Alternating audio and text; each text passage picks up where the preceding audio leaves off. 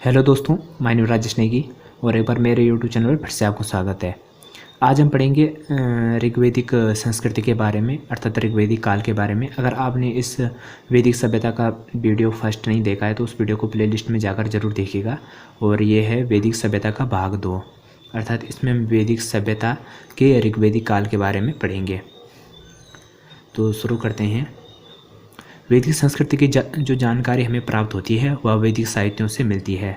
और वैदिक साहित्य जो होते हैं उन्हें अपूर्व से अर्थात नित्य कहा जाता है, क्योंकि इनकी जो रचनाएं की गई थी वह देवताओं के द्वारा की गई थी, इसलिए ऋग्वेदों को अपूर्व से कहा जाता है।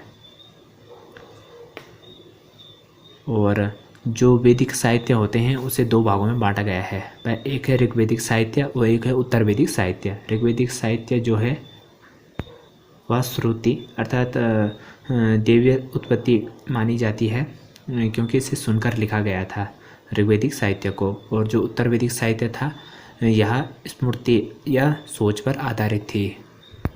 स्मृति का अर्थ होता है सोच, अर्थात जो उत्तर वैदिक साहित्य था उत्तर वैदिक वह स्मृति पर आधारित था। अब हम इसमें आगे देखते हैं ऋग्वेदिक साहित्य। ऋग्वेदिक साहित्य में जो सबसे पहले आता है वह है संहिता वेद। इसमें इनकी संख्या 4 होती है, जो ऋग्वेद, यजुर्वेद, सामवेद और अथर्ववेद आते हैं। अर्थात उत्तर जो ऋग्वेद था वह एक समय में लिखा गया था, अर्थात ऋग्वेद सबसे पहले लिखा गया था और उसके बाद जो ये 3 वेद है या उत्तर वैदिक काल में लिखे गए थे। और ऋग्वेद जो है वह ऋग्वेदिक काल में लिखा गया था अकेला वेद, और ये 3 वेद उत्तर वैदिक काल में लिखे गए थे। और जो ब्राह्मण वेद होते हैं उनकी संख्या भी कुछ इस प्रकार से है। सबसे पहले ब्राह्मण ग्रंथ, इनकी संख्या 7 प्रकार की होती है। और ब्राह्मण ग्रंथ कर्मकांडवाद के बारे में बताते हैं।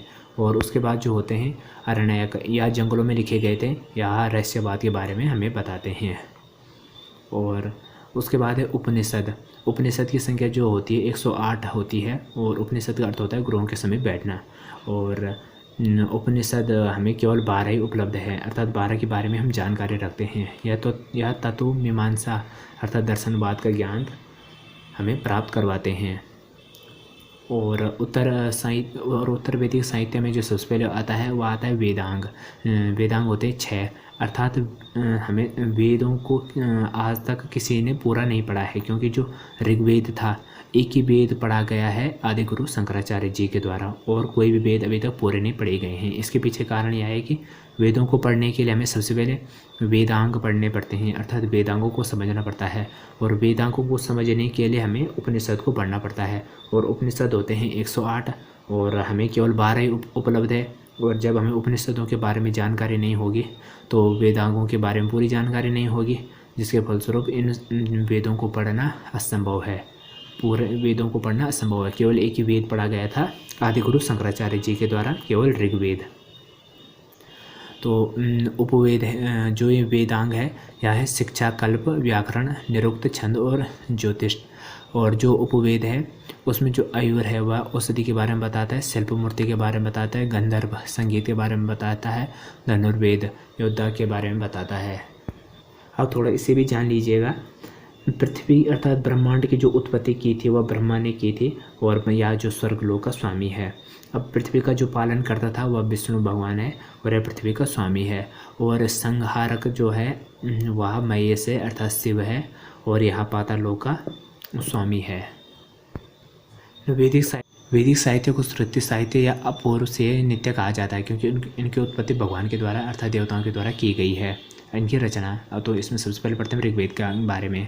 जो स्मृति दी गई ऋग्वेद जो है इसमें स्मृति दी गई है अर्थात भगवान की प्रार्थना के बारे में दी गई है, अर्थात ऋग्वेद में केवल भगवान की प्रार्थना के बारे में बताया गया है। इसमें 1028 सूक्त या 1017 सूक्त दिए गए हैं।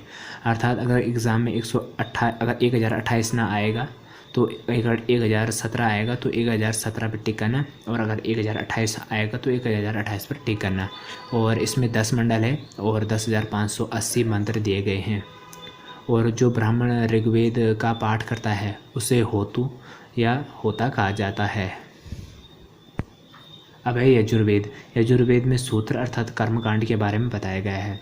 यह सबसे प्राचीन ग्रंथ है। और ये यजुर्वेद जो था या उत्तर वैदिक काल में लिखा गया था और यह सबसे प्राचीन गद्य है और तथा इसमें 1990 मंत्र है और जो ब्राह्मण इसका पाठ करता है उसे अदर भी बोला जाता है। उसके बाद आता है सामवेद। यह गायन से संबंधित है और इसमें 1549 मंत्र है और यह गौय रचना जो है वह इसी के अंतर्गत संबंधित है और इसका जो ब्राह्मण होता है उसे उद्गातो कहते हैं।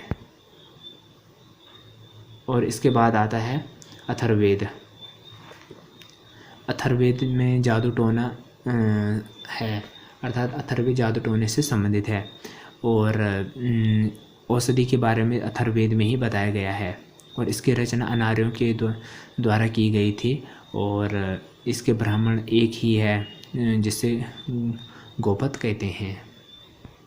एग्ज़ाम में सबसे बार बार आने वाला प्रश्न ये है वेद त्रयी किसे कहते हैं। तो ऋग्वेद, यजुर्वेद और सामवेद जो होते हैं उन्हें वेद त्रयी कहा जाता है और जो अथर्ववेद होता है वह लौकिक होता है और प्रस्थान त्रयी जो होता है वह भगवत गीता, ब्रह्मसूत्र और उपनिषद होते हैं।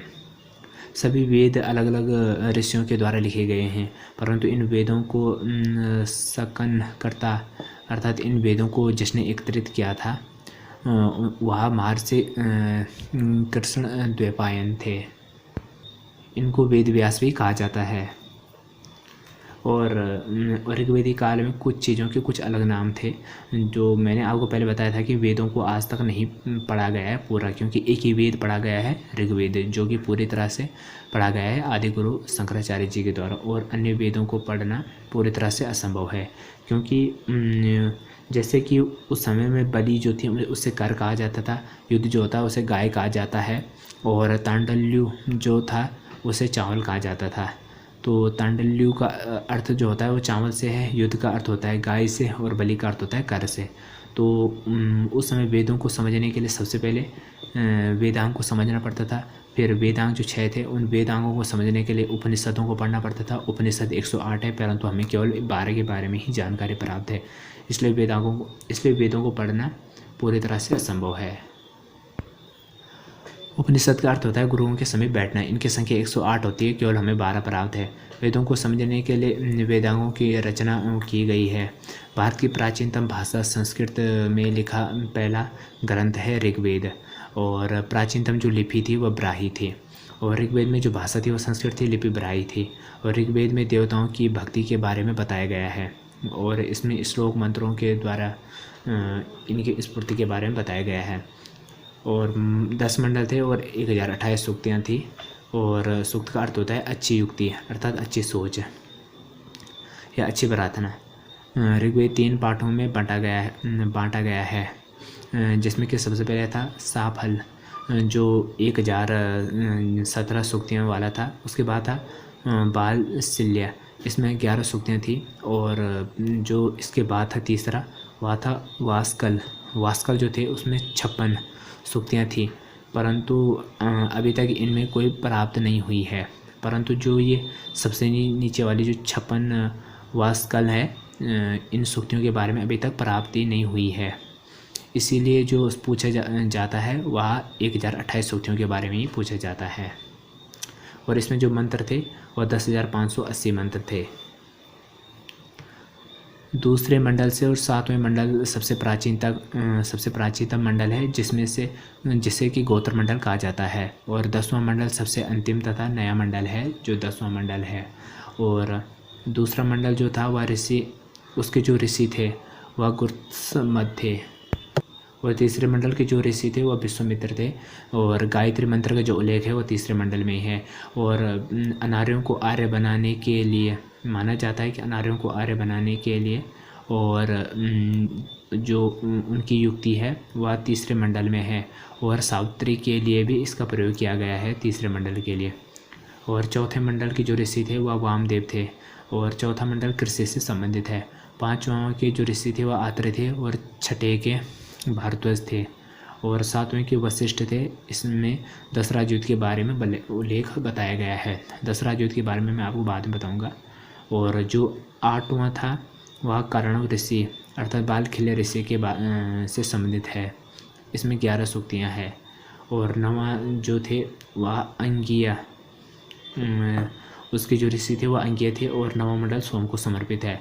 और 10वां मंडल जो है वह पुरुष सूक्ति अर्थात वर्ण व्यवस्था के बारे में बताता है। अब है ऋग्वेद में जो ब्राह्मण ग्रंथ है उनके बारे में। ये कर्मवाद की चर्चा होती है इसमें, अर्थात इसमें कर्मवाद के बारे में बताया गया है ब्राह्मण ग्रंथ में, ऋग्वेद का जो है। और यह 2 ऋषियों द्वारा लिखा गया है, एक है ऐत्रेय, दूसरा है कौशिकी।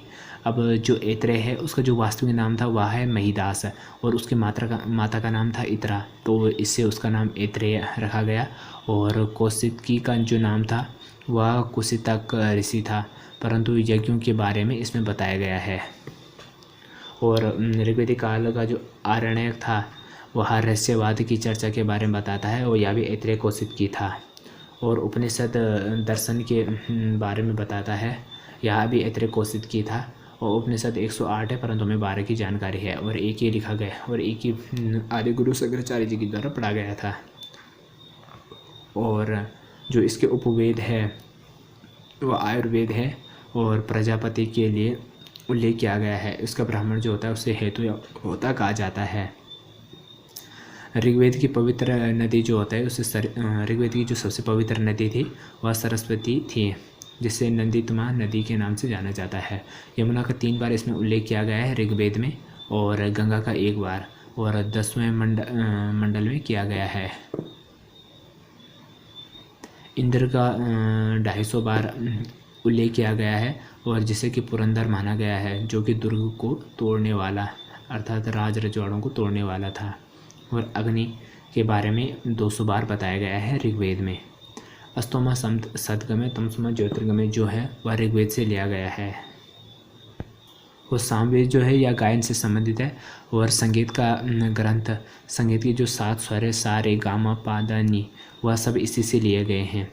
और इसका जो ब्राह्मण ग्रंथ है वह जैमिनी तथा ताड्य है, और आरण्यक जो है वह छंदोग्य तथा जैमिनी है, और उपनिषद जो है वह भी छंदोग्य और जैमिनीय है। सबसे पुराना उपनिषद जो है वह छंदोग्य उपनिषद है, और देव के पुत्र कृष्ण की चर्चा इसी में की गई है। और उद्दलक और आरुणीय संवाद तत्वमांसी, जिसमें मेन है उद्दलक और आरुणीय संवाद, वो भी सामवेद से संबंधित है।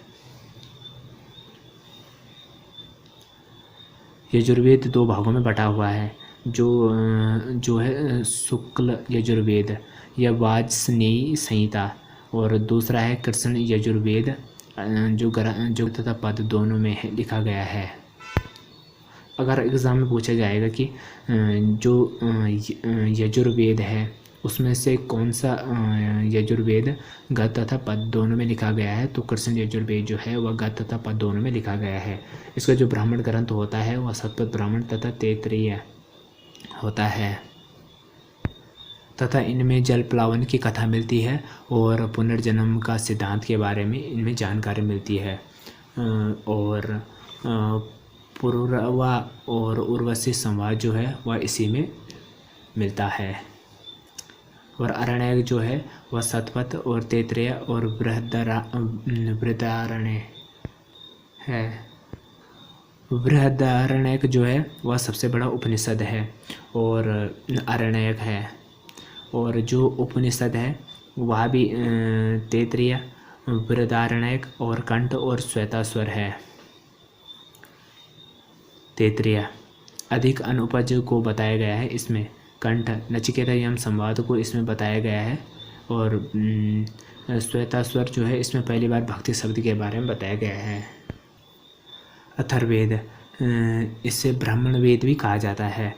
इसमें जादू टोना यज्ञों के बारे में जानकारियाँ दी गई है, और औषधियों के बारे में भी इसमें बताया गया है। और मगध अंग अयोध्या का वर्णन भी इसमें मिलता है, और इसी में बताया गया है कि जो सभा समितियाँ थी वह राजा प्रजापति की 2 पुत्रियाँ थी। ब्राह्मण ग्रंथ है गोपद ब्राह्मण एक ही है, और अरण्यक एक भी नहीं है। और उपनिषद मुंडकोपनिषद जो है वह इसी में इससे संबंधित है। अस्तोमा वर्ण सत्यमेव जयते जो है वह मुंडकोपनिषद से लिया गया है।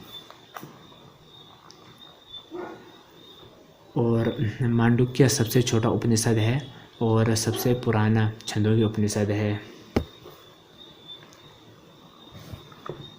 जवालोपनिषद, जवालोपनिषद में आयु के बारे में बताया गया है। एक व्यक्ति की जो आयु होती है वह 100 वर्ष होती थी उस समय, और 25-25 के रूप में उन्हें 4 भागों में बांटा गया था। जो सबसे पहले 25 वर्ष होते थे वह ब्रह्मचार्य होते थे, और उसके बाद जो 25 से 50 वर्ष की आयु में जो व्यक्ति होता है वह गृहस्थ जीवन जीता है, और 50 से 75 वर्ष की आयु में वह वनप्रस्थ जीवन व्यतीत करता है, अर्थात वनों में चला जाता है। और उसके बाद जब वह 25 से 100 वर्ष जो अंतिम स्टेज होती है उसमें वह संन्यास व्यक्त करता है, अर्थात उसके जीवन के एक व्यक्ति का जो जीवन के जो 25 वर्ष थे शुरुआती वह ब्रह्मचारी थे, उसके बाद 50 वर्ष की आयु तक वह गृहस्थ जीवन व्यतीत करता है, और 75 वर्ष की आयु में वह जंगल में वनप्रस्थ में चला जाता है, और 100 वर्ष की आयु में वह संन्यास धारण करता है। और ऋग्वेद में 10 मंडल है और 10 मंडल पुरुष सूक्ति से संबंधित है, और जो ब्रह्मा माना जा और इसमें कहा गया है कि ब्रह्मा के मुख से ब्राह्मणों की उत्पत्ति हुई, और भुजा से क्षत्रियों की उत्पत्ति हुई, और जांघ से वैश्य की उत्पत्ति हुई, पैरों के नाखून से शूद्रा की उत्पत्ति हुई। और पहले जो जातियाँ थी, जो ऋग्वेदिक काल में जो जातियाँ थी वह कर्म पर आधारित थी, अर्थात कर्म पर आधारित यह था कि जो कोई भी कार्य करता था उसे उसके नाम से पहचाना जाता था। परंतु उत्तरवेदिक काल में यह स्थिति बहुत बदल गई, और जो पहले ऋग्वेदिक काल में कर्म पर आधारित थी जातियाँ, वह बाद में कर्म उनकी जाति के रूप में परिवर्तित हो गया। दोस्तों अब देखते हैं दुनिया का जो पहला युद्ध हुआ था 10 राज युद्ध, उसके बारे में देखते हैं। उससे पहले हम इनकी नदियों के बारे में देखते हैं। प्राचीन आर्य लोग जो थे वह सप्त सिंधु नाम के क्षेत्र में रहते थे, जहाँ 7 नदियों का क्षेत्र था। तो जिसमें कि सिंधु को सिंध कहा जाता था, झेलम को वितस्ता कहा जाता था, चिनाब को अस्कनी कहा जाता था, रावी को परुषणी कहा जाता था, व्यास को विपाशा कहा जाता था, सतलज को सुदुत्री कहा जाता था, सरस्वती को घाघर कहा जाता था। और अन्य नाम थे जो क्रुमु वह कुरमय से संबंधित था, कुबा काबुल से संबंधित था, सदानियर गंडक से संबंधित था, और गौतम और गोमल जो था वह गोमती से संबंधित था।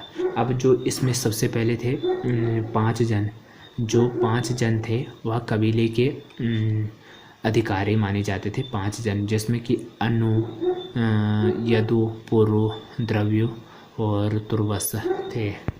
अब क्या हुआ कि भरतवंश का जो राजा था वह राजा सुदास था, और राजा सुदास का जो पुरोहित था वह विश्वामित्र था, राजा सुदास का पुरोहित। अब कुछ कारणों के कारण राजा सुदास ने अपने पुरोहित विश्वामित्र को हटा दिया, और उसके स्थान पर गुरु वशिष्ठ को अपना नया पुरोहित बना दिया। अब जो विश्वामित्र था उसने स्वयं को अपमानित महसूस किया, और अब उसने राजा सुदास पर आक्रमण करने के लिए योजना बनाई। तो उसने क्या किया, उसने 5 जनों को, जो मैंने आपको आगे बताया था, उन 5 जनों को कुछ अन्य कबीले के लोगों के साथ एकत्र किया, और 10 राजाओं की एक सेना बनाई। और 10 राजाओं की सेना परुषणी नदी, अर्थात जिसकी वर्तमान में रावी कहा जाता है, वहाँ पर उसने राजा सुदास के साथ युद्ध किया, और युद्ध हार गया, जिसमें कि राजा सुदास की विजय हुई। इसलिए इस युद्ध का नाम 10 राज युद्ध पड़ा।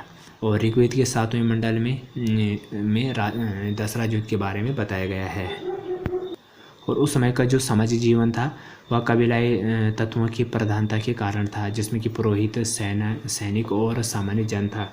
और उस समय वर्ण व्यवस्था थी, वर्ण पर आधारित थी, जो कि ऋग्वेद के में 10वें मंडल पुरुष सूक्ति में देखने को मिलती है।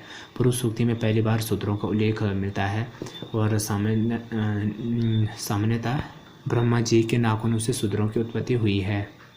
और 10 राज युद्ध और दास प्रथा जो थी वह दास पुरोहित लोगों की सेवा के लिए थे, और जो दास थे वह खेती नहीं कर सकते थे, केवल पुरोहित लोगों की सेवा कर सकते थे। तो दोस्तों ये तो था ऋग्वेदिक काल, इसके बाद हम पढ़ेंगे उत्तरवेदिक काल में। और अगर आपको ये वीडियो पसंद आए तो चैनल को सब्सक्राइब ज़रूर कीजिएगा, और अपने दोस्तों में शेयर ज़रूर कीजिएगा। Thank you guys watching this video.